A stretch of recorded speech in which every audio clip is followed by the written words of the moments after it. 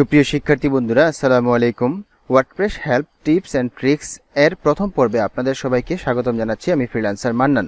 আজকের পর্বে আমি যে বিষয়টি নিয়ে আলোচনা করব সেটি হচ্ছে, অনেকেই আছেন যখন কোনো ক্লায়েন্টের কাজ করেন, ফাইবারে হোক অথবা freelancer.com-এ হোক, peopleperhour.com হোক অথবা আপওয়ার্কে হোক, যে কোনো প্ল্যাটফর্মেই কাজ করেন না কেন, ক্লায়েন্ট যখন আপনাকে কোনো একটি কাজ দিবে, কাজ দেওয়ার আগে সেই কাজটির একটি স্যাম্পল ওয়েবসাইট আপনাকে দিবে এবং বলে দিবে যে আমি ঠিক এমন একটি ওয়েবসাইট চাই অথবা আমি এই ফাংশনালিটির এমন একটি ওয়েবসাইট চাই। ঠিক আছে, তখন অনেকেই আছেন যে ওই ফাংশনালিটি এবং ওই থিমটি অথবা ওই ওয়েবসাইটটি দেখার পর আপনারা একটু কনফিউশনে পড়ে যান যে আসলে এটি কোন থিম দিয়ে তৈরি করেছে বা এটি কোন কোন প্লাগইন ইউজ করা হয়েছে। এই বিষয়গুলো নিয়ে আপনারা কনফিউশনে থাকেন। তো আমি আপনাদের সমস্ত কনফিউশন আজকের এই ভিডিওটির মাধ্যমে দূর করে দেব। তো যাই হোক, আর দেরি করব না, আজকের পর্ব শুরু করছি। আমার ভিডিওগুলো যদি আপনাদের একটু উপকারে আসে তাহলে অবশ্যই সাবস্ক্রাইব করবেন এবং পাশে থাকা বেল বাটনটি প্রেস করে দিবেন। আর লাইক, কমেন্ট এবং শেয়ার করে আপনি আপনার বন্ধুকেও দেখার সুযোগ করে দিবেন। তো আপনাদের সামনে এই মুহূর্তে আমি একটি ওয়েবসাইট ওপেন করে রেখেছি, যেটি হচ্ছে আমার পোর্টফোলিও ওয়েবসাইট এবং আমার পোর্টফোলিও ওয়েবসাইটের লিঙ্ক হচ্ছে এটি। ঠিক আছে, তো আমার যে পোর্টফোলিও ওয়েবসাইটটি আপনারা চাইলে ভিজিট করতে পারেন। আমি এই ওয়েবসাইটটি কোন থিম দিয়ে তৈরি করেছি। তো আপনাদের মনে কিন্তু তারপরেই প্রশ্নটা আসবে যে এমন একটি ওয়েবসাইট আমি তৈরি করেছি যে ওয়েবসাইটটি আসলে কোন থিম দিয়ে আমি তৈরি করেছি, তাই না, এবং এর মধ্যে কোন কোন প্লাগইনগুলো আমি ইউজ করেছি। তো এই বিষয়গুলো কিন্তু আপনি খুব সহজে জানতে পারেন জাস্ট একটা ট্রিক্স অ্যাপ্লাই করে। আর সেটি কি, আমরা যে কোনো কিছুই কিন্তু খুঁজে বের করতে পারি কোথা থেকে বলতে পারেন? গুগল থেকে, তাই না?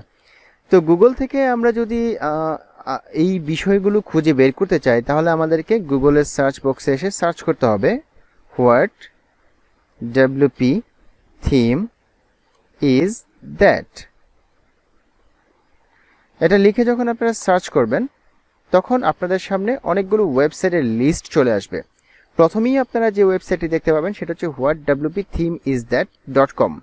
হ্যাঁ, তো এখানে ওয়ার্ডপ্রেস থিম ইজ দ্যাট, অর্থাৎ কি থিম দিয়ে এই ওয়ার্ডপ্রেস ওয়েবসাইটটি তৈরি করা হয়েছে, এই বিষয়টা আমরা জানার জন্য এই লিঙ্কে ক্লিক করছি। ক্লিক করার পর দেখুন একটি সিম্পল ওয়েবসাইট আমাদের সামনে চলে আসছে, যেখানে এখানে বলা হচ্ছে what WordPress theme is that, হ্যাঁ, enter URL or domain to search.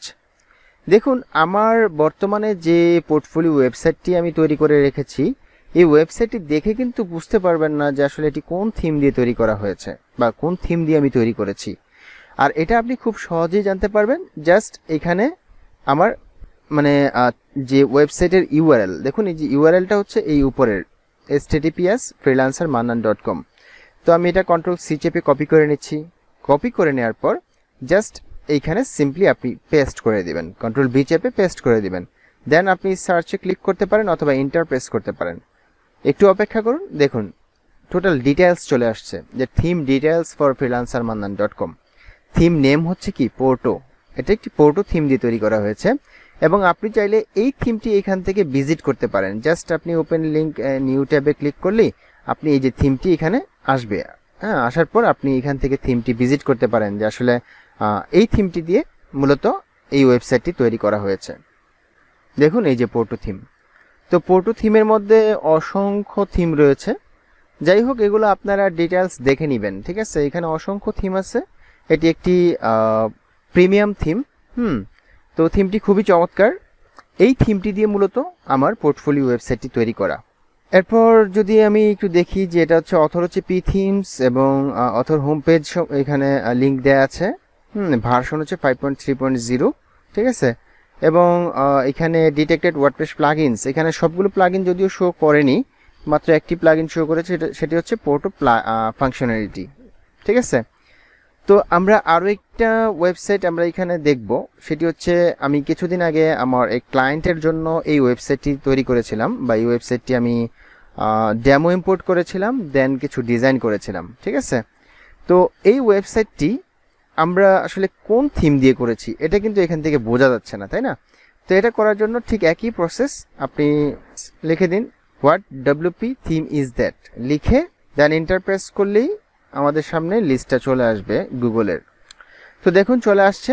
আসার পর আবারও আমি এখানে যাচ্ছি, যাওয়ার পর আমি এই যে এই ওয়েবসাইটের যে লিঙ্কটা রয়েছে এই লিঙ্কটা আমি কন্ট্রোল এ চেপে সিলেক্ট করে কন্ট্রোল সি চেপে কপি করছি, কপি করে দেন এখানে এসে পেস্ট করে দিলাম। এরপর আমি সার্চে ক্লিক করছি। ক্লিক করার পর দেখুন এই যে এই থিমটি তৈরি করা হয়েছে কনসালটাস থিম দিয়ে, ঠিক আছে। এবং এই থিমটির হোম পেজে যদি যেতে চাই আমরা, তাহলে এখান থেকে ডিরেক্ট চলে যেতে পারবো। এরপর এই যে এখানে ডিটেলস দেওয়া আছে, এই হচ্ছে কনসালটাস থিমের যে স্ক্রিনশটটা সেটা।